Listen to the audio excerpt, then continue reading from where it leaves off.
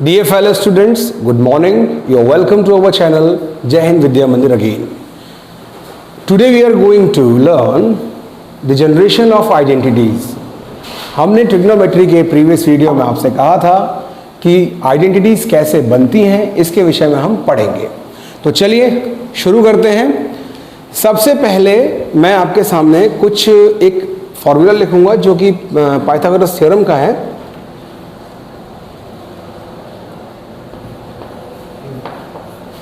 Bye PGT.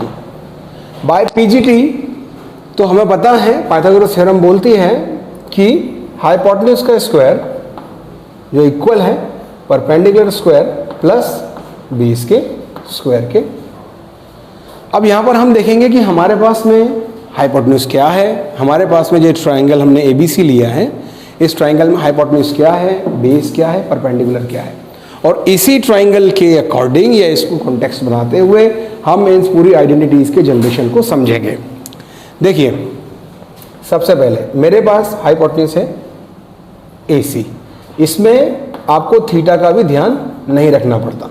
मैंने ध्यान से देखिए AC के ऊपर स्क्वायर लगाया क्योंकि मेरे पास में पाइथागोरस थ्योरम में हाइपोटेन्यूज के ऊपर स्क्वायर है। ठीक, अब देखिए परपेंडिकुलर, तो थीटा कौन सा है मेरा, C है। इसकी जो अपोजिट साइड है वो है परपेंडिकुलर। इसका मतलब क्या हुआ कि जो परपेंडिकुलर है वो है AB, तो एग्जैक्टली स्क्वायर शिफ्ट करेंगे क्योंकि परपेंडिकुलर पे स्क्वायर लगा हुआ है। उसके बाद फिर आती है बारी बेस की, तो बचा है हमारे पास में BC क्योंकि ये इसके एडजेसेंट है, तो ये हमारा बेस हो गया। तो यहाँ पर फिर BC लिख के और फिर उसके ऊपर स्क्वायर। अब हमने करना क्या है, यहाँ पर मेथड को आप थोड़ा देखिए कि पाइथागोरस इक्वेशन जो पाइथागोरस थ्योरम है, इस थ्योरम को हम जो मैथमेटिकली फॉर्म में हमें यहाँ पर दिया हुआ है, इसको हम बारी बारी से, यानी कभी हाइपोटेन्यूज के स्क्वायर से, कभी बेस के स्क्वायर से और कभी परपेंडिकुलर के स्क्वायर से डिवाइड करके देखेंगे और देखते हैं उससे हमें कौन कौन सी आइडेंटिटीज मिलती हैं। तो अब देखें, सबसे पहले ऑन डिवाइडिंग,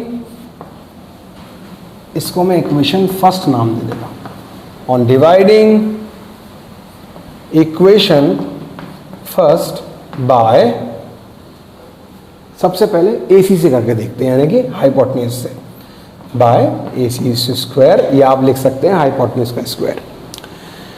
अब मेरे पास में पूरी इक्वेशन को मुझे AC स्क्वायर से डिवाइड करना है, तो कर लेता हूं।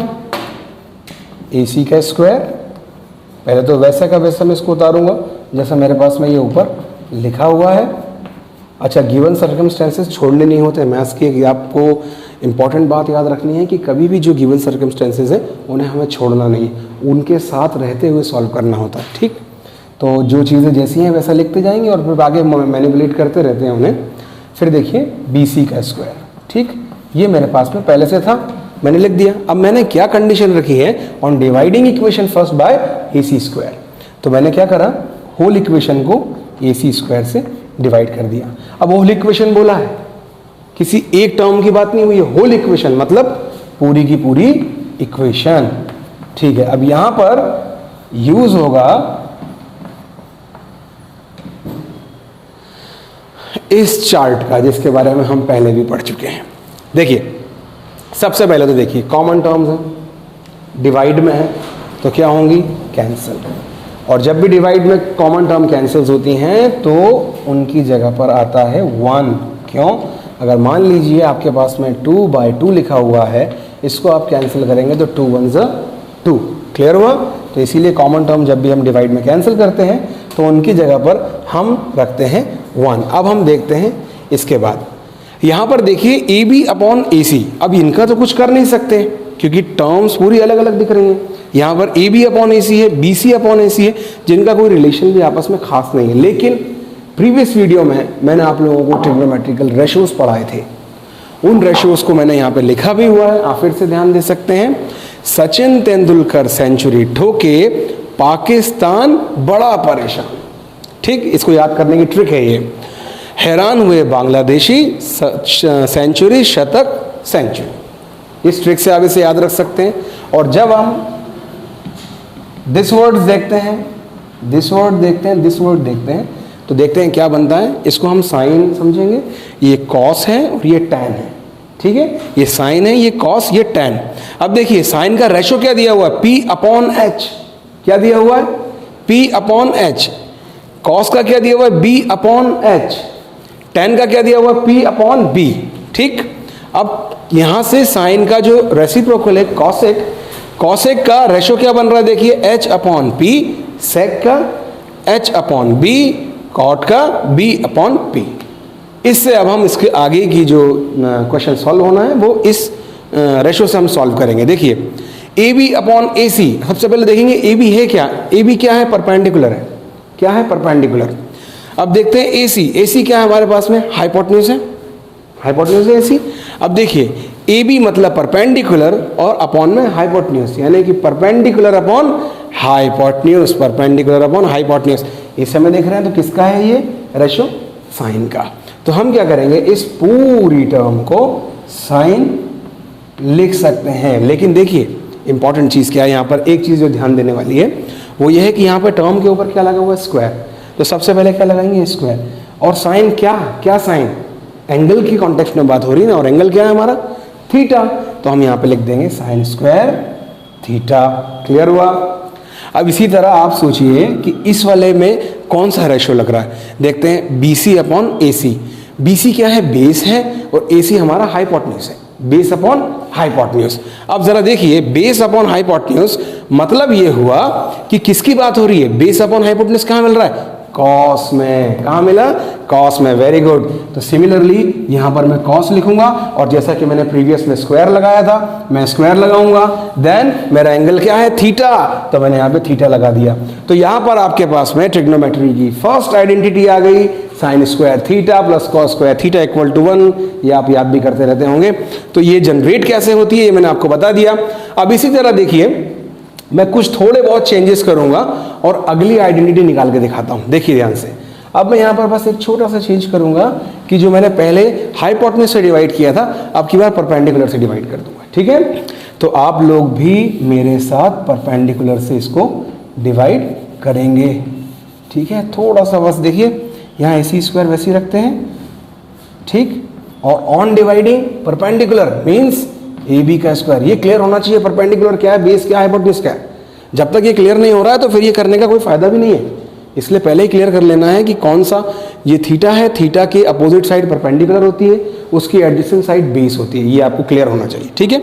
अब मैंने क्या किया, मैंने पूरी की पूरी इक्वेशन को किससे डिवाइड करा, परपेंडिकुलर यानी AB के स्क्वायर से। तो कर देता हूँ, हाँ सॉरी एक चीज़ और रह गई, इसको और थोड़ा सा इरेज कर लेते हैं क्योंकि अब तो कुछ और ही आने वाला ना।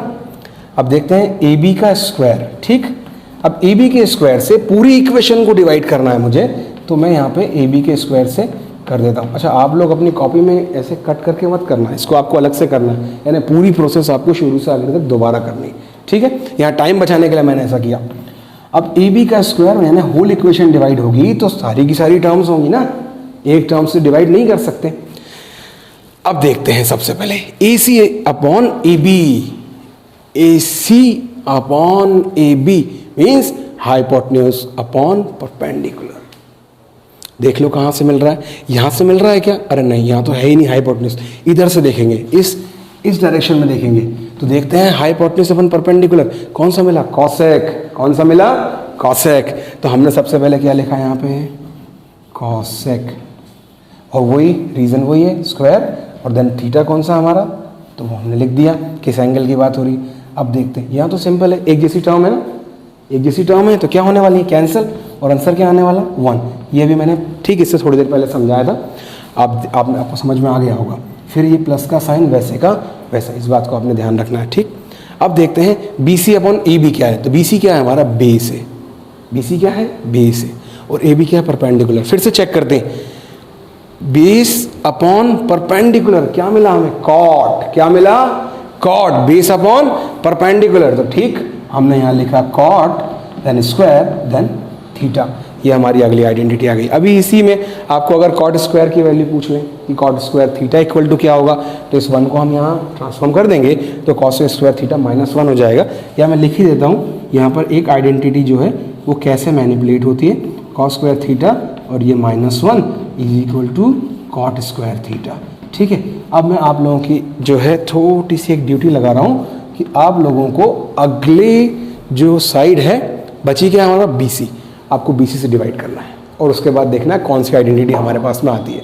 फिलहाल के इस वीडियो में इतना ही, मिलेंगे अगले वीडियो।